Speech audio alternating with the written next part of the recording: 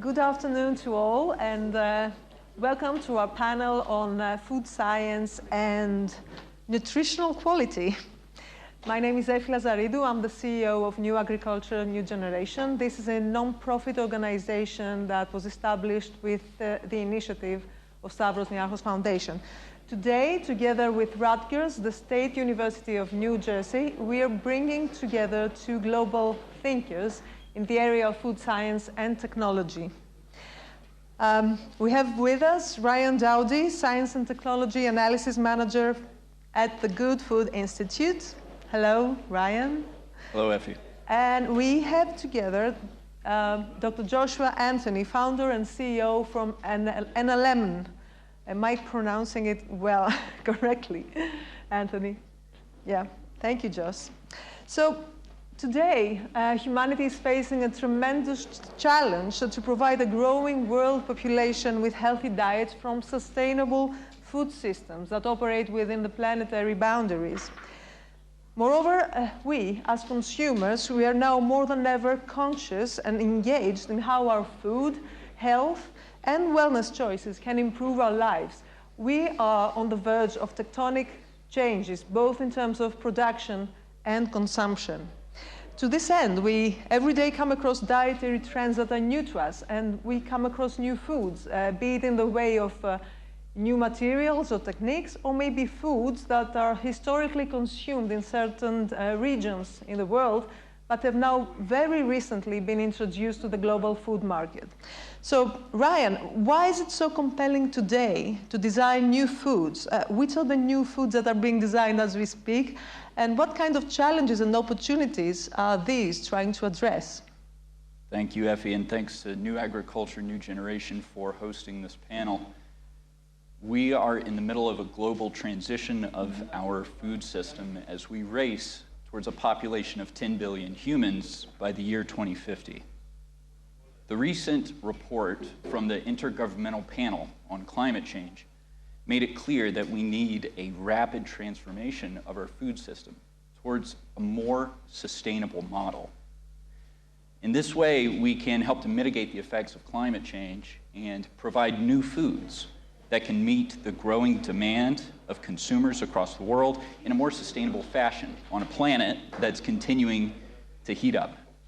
These new foods that we support at the Good Food Institute include plant-based meat and cultivated meat, made from plants or cultivated directly from animal cells. And these new foods offer the opportunity to provide the meat that people want without the negative climate effects that we see with the current industrial animal agriculture model. Mm-hmm. What about you, Josh? What would you like to contribute to this? Yeah, sure. I think Ryan hit on some very important points there as it relates to sustainability. But in partnership with sustainability, more and more consumers are looking to take control of their health through their food. So that's really become a focus of many new products.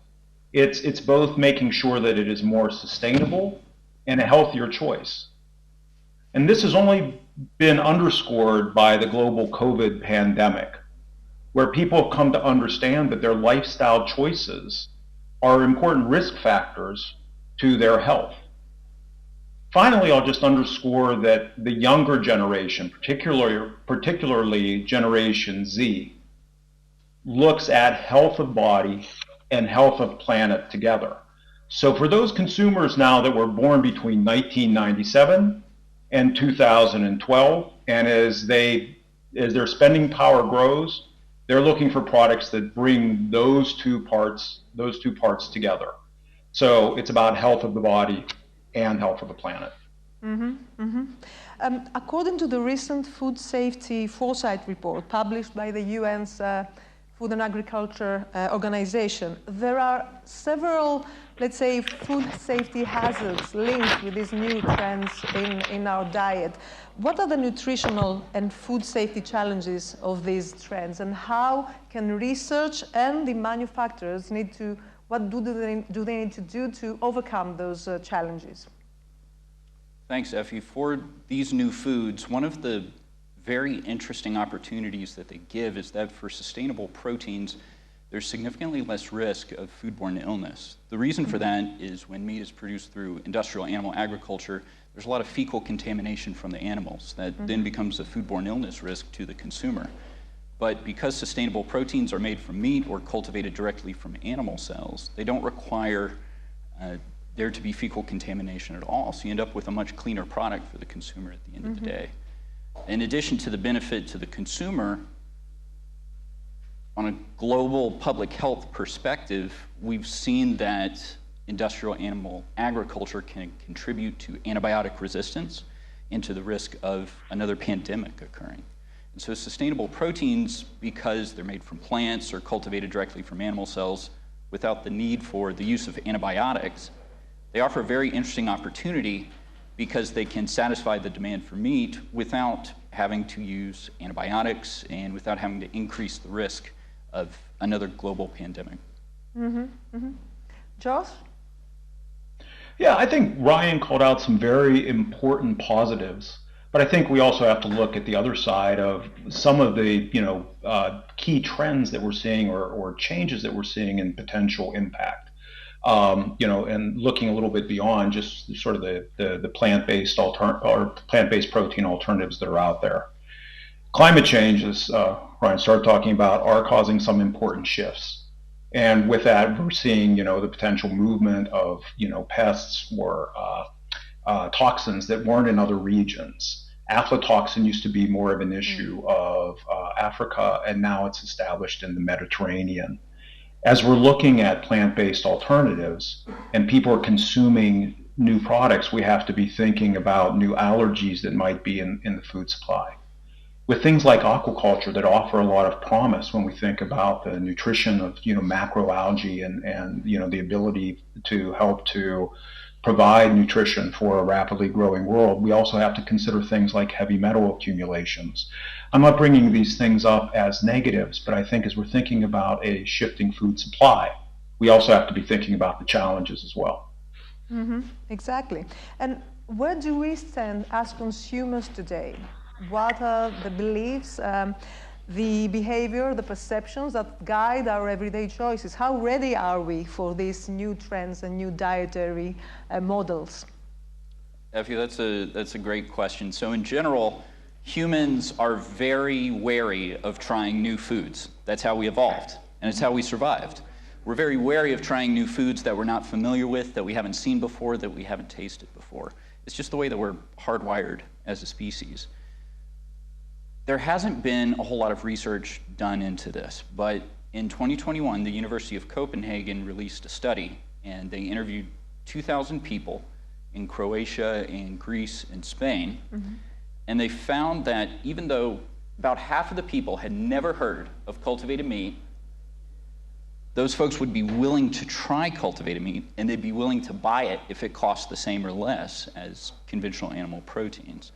So there's a market for it, and what this study found was that when consumers are trying to reduce their meat consumption, they found that the main drivers are their own health, its environmental reasons, and its animal welfare. So consumer perception is huge when it comes to food in general, but in terms of new foods, we're seeing that many times people are willing to try these products.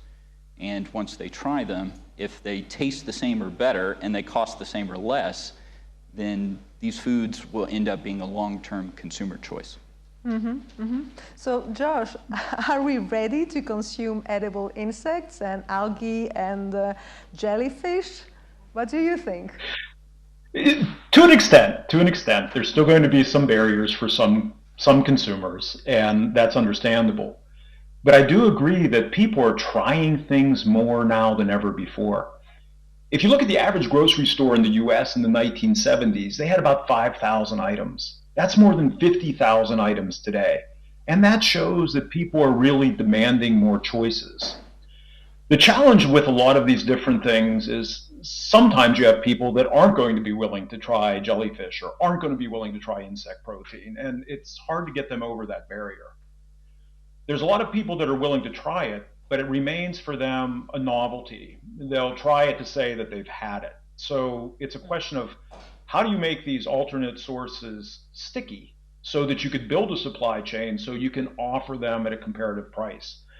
And I think the way to do that is to tie it to different provenance, the story of where it's from or the cultural history, where some of these different products are, or alternate sources are already being used as part of the food supply. Culinary trends right now are very consistent with elevating regional trends and regional cuisine. So if it's not just about the novelty factor, but it's about feeling good about supporting agriculture and tradition and culinary trends, then I think you have the ability to have greater adoption. And I think again, that could be a very, very good way to promote these alternate sources and help to make them stick. That's awesome. I think that's a good way to look at it. Let me come to you now, Josh, because this is a domain that you are particularly interested and very active in. Today, we see consumers leverage tools such as technology and information to make critical decisions regarding diets and lifestyle choices. So within this context, we gradually seem to shift from the one-size-fits-all diet to a more personalized approach to our nutritional lifestyle models. So are there any, let's say, principles that guide this particular angle? Are there concrete benefits for all? How can we, let's say, adapt within certain dietary choices? And what may be the barriers to entry towards such an approach? Yeah, so let's talk about some of the potential benefits and then talk about some of the challenges. A key driver right now for more personalized approaches to health, beyond the fact that people are seeking a greater level of customization in all aspects of their life, is that technology is getting to a point where it's more accessible and better able to measure changes, sometimes real-time changes when you think about things like continuous glucose monitors, to understand your unique biological needs. So the first promise of personalized nutrition is nutrition that is linked to your biological needs, which aren't necessarily going to be the same today or tomorrow, and certainly aren't necessarily going to be the same between you and I, or Ryan and I. And so that's an exciting opportunity. Where I do think, though, that maybe doesn't get enough attention is the biology, and maybe harder to change, is people's behavior. It's one thing to measure biomarkers and help people understand what they should eat or how they should be eating. It's another thing to get them to change behavior. For years and years, public health recommendations have been saying to reduce sugar, to reduce sodium, reduce saturated fat. We haven't been very successful in that. And the evidence actually suggests that more personalized approaches to nutrition may actually be more successful in driving behavior change.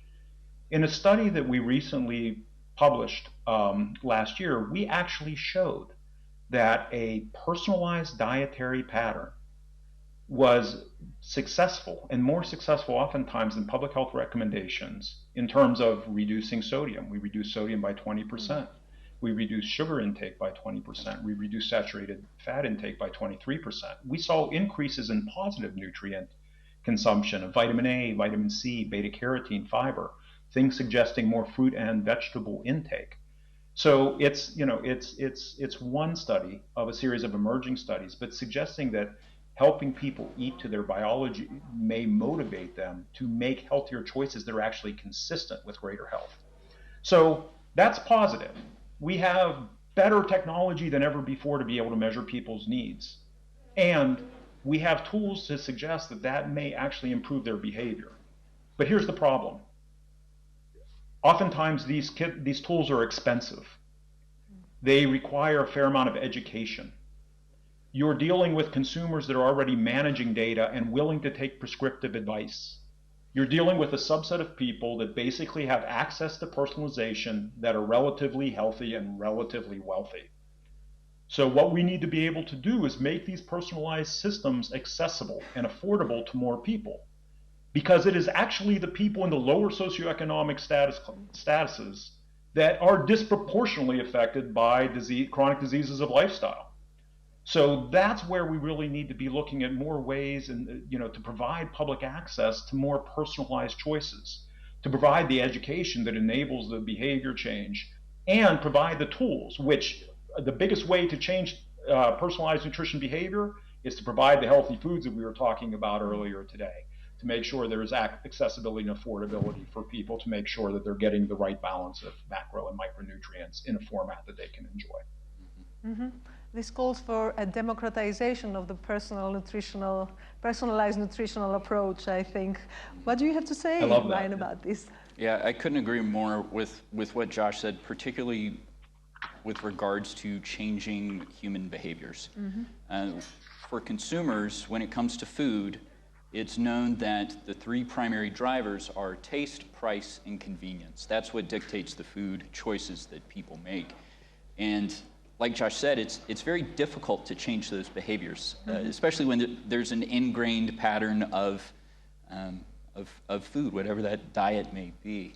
So it's difficult to change those behaviors. And so instead of working to convince people to eat differently, which doctors and public health professionals have been doing for years, please eat less meat. It's known globally that this is an issue. That hasn't worked, though. And so in the same way, we're not going to be able to convince people to drive their cars less or to use less energy. These are climate problems as well. Similarly, the global food system is a huge climate problem. So we've got to be able to provide turnkey solutions where people can just buy the products that they want. And so with regards to personalized nutrition, one of the opportunities that sustainable proteins offer is that, for example, with sustainable proteins, you can take the personalized nutrition approach. You can develop products that are higher in specific vitamins for specific populations. You can develop products that don't have the allergens for specific groups, or let's say don't have the proteins that are known to cause cancer. So there's a lot to be done for personalized nutrition as we're moving towards a healthier planet. And the main thing is we've got to be able to supply those products to consumers, and they have to be conveniently located. If it's not in a nearby grocery store, no one's going to buy it. Well, all these call for technological innovations, scientific advances, and where do we stand on that? What kind of technology trends are paving the way right now? What do we expect to see in the future? Josh? Yeah, I think that a few things is that I'm sorry, Josh. If we look at the value chain. Sorry, Josh, we can't hear you very well. Can you? Yeah, is that better? Yes. Can the technicians a bit help? Thank you very much. Yes. The Okay. floor is yours. Can you hear me? Can you hear me okay? Loud and clear. Thank you. Okay. Okay. I think that in the past, when we've thought about technology and we've thought about the value chain, we've thought about innovation somewhat in silos. And that's so you have the ag tech aspect of it. You have the ingredient supplier aspect. You have the manufacturer aspect. You have retail aspect. And we have to be looking at this more as an ecosystem. And where I am seeing a lot of technology advances is really reducing those cycles between farm to table by having ag tech and ingredient and manufacturing suppliers working together. And we're actively being able to reduce the cycle from seed to ingredient through new technologies that really allow you to kind of optimize growth conditions. We're seeing work being done in the soil with things like the soil microbiome, which is enabling new understandings in terms of how the plant microbiome can improve growth and improve health. One of the things that I'm really encouraged by, though, is also, and this gets a little bit to some of what Ryan was talking about, is our work to understand the nutrient value of plants, not just the nutrients that show up on the back of label. But we've really only uncovered a very small amount or have a very limited understanding of the different phytochemicals that are in plants and what their potential value might be. We often hear people say that whole foods are better than supplements. And that's because that food has evolved to interact with its ecosystem. So we really need to understand that so that we can build a better seed, so that ingredient suppliers can create better ingredients, and that they can work with formulators to help to deliver more sustainable and nutrition sources that hit on all those important things that Ryan called out, because it's not, food is not just about nutrition. It is not just about sustainability. It is about, enjoyment. It is about, it is about socialization. In my family, and I'm sure in a lot of yours, food is about love. So it has to meet all of these needs. It has to nourish the body. It has to nourish the planet and nourish the soul. And I think what we're realizing by bringing this ecosystem together are technologies that will allow us to do all of those things. Mm-hmm. Ryan?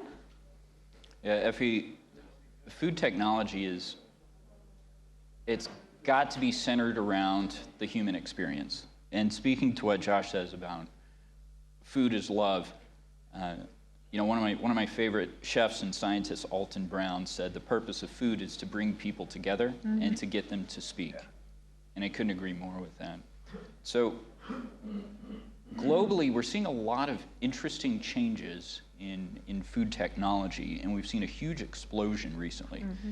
So just to highlight a few case studies, right now, the government of Singapore is leading in cultivated meat. So Singapore was the first government globally to approve cultivated meat for sale. And right now in Singapore, they sell cultivated meat, cultivated chicken specifically, at a food stall every day in Singapore. So they're leading. Governments in Israel and Canada are leading as well for investments in food tech. And we're starting to see a lot of pilot plants open that are producing cultivated meat for consumers. We're seeing them open around the world. When it comes to plant-based meat, we've seen a lot of interesting developments that include heme, plant-based heme. That's the compound in meat that gives it its red color and its meaty flavor. And so being able to produce that from plants is one of the recent technological innovations that has really made plant-based meat appealing to consumers. We would appreciate if we had some more quiet in the room, please. Thank you. So food systems is a complex ecosystem, and food manufacturers are a key component in that. So what is actually being done to assist food production systems shift towards these new directions? How can research and also funding tools provide the necessary resources for food manufacturers to make the transition as effectively and as quickly as possible?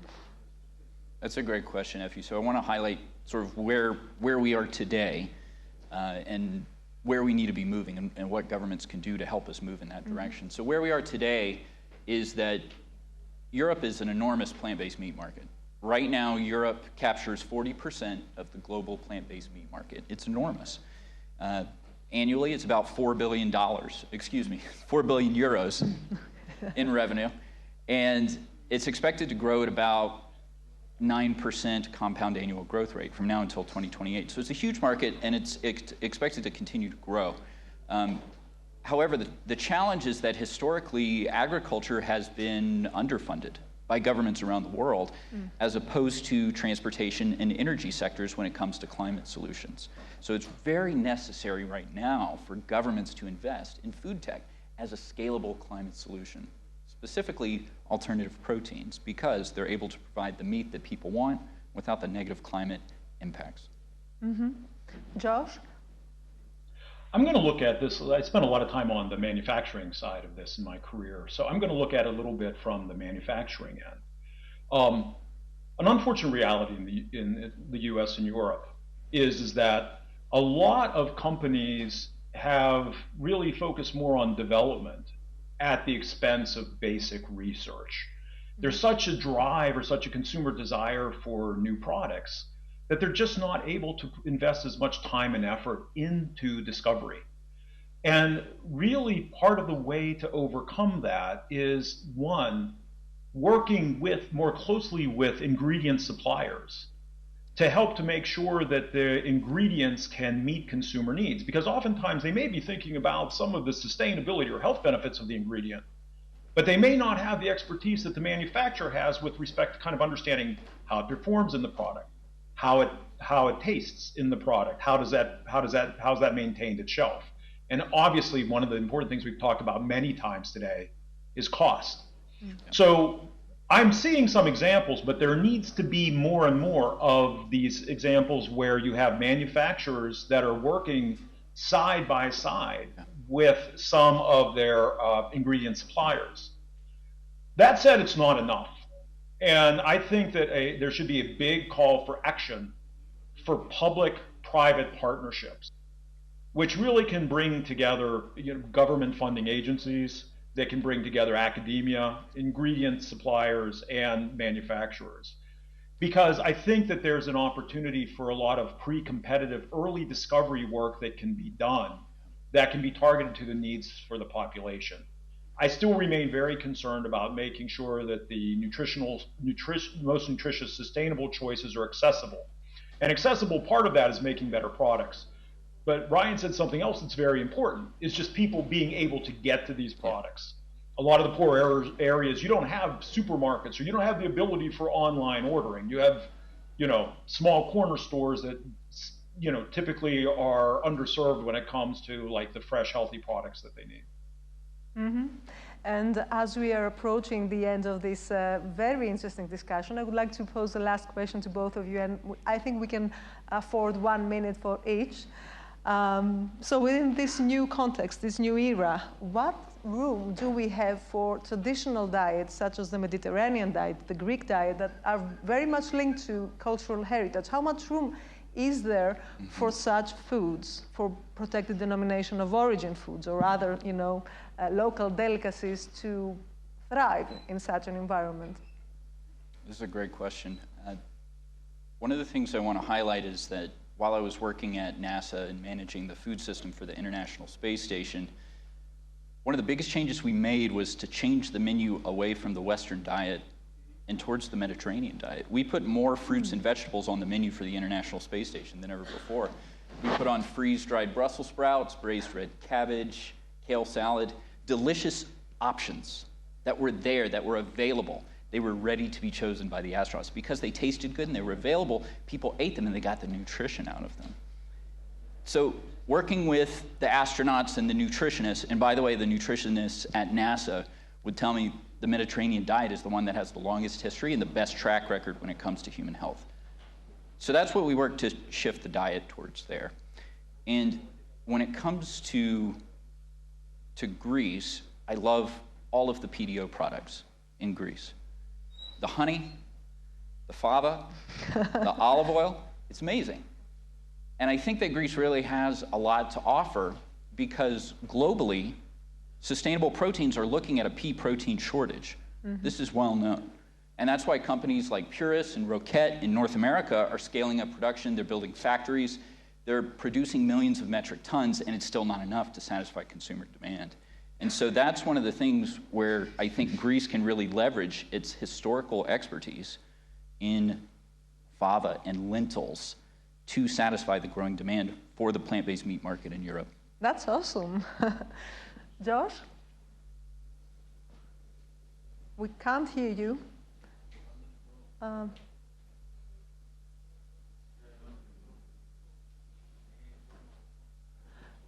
Are you muted, maybe? Can you hear me now? Yes, we can hear you. Oh, I'm so sorry. I'll speak fast. No worries. Two things I want to highlight. I'm a big fan of the Mediterranean diet because while it's a dietary pattern, there's a lot of flexibility in it. It's an inherently healthy foundation, but at the same time, it allows for a degree of personalization to meet many people's needs. So I think that it can be a foundation for a healthy diet and lean into some of the personalization trends. With respect to some of the PDO products, the thing that I'll underscore there is I will come back to understanding what makes them special. The great thing about them is the heritage and the taste. It's already there, right? So Greece is on the leading edge of that. So now the opportunity is to start to pull that apart to kind of understand further what are some of the health benefits. because I think that at the end of the day, what you have is an opportunity to have a Mediterranean foundation with special PDO ingredients that are part of Greece's cultural heritage, and you can have a situation where the healthier product, the more sustainable product, is the better tasting product, and that's what will make it sticky. Fantastic. You gave us lots of food for thought. Thank you very much. It has been a pleasure. So, thank you, and thank you to our audience. Thank you.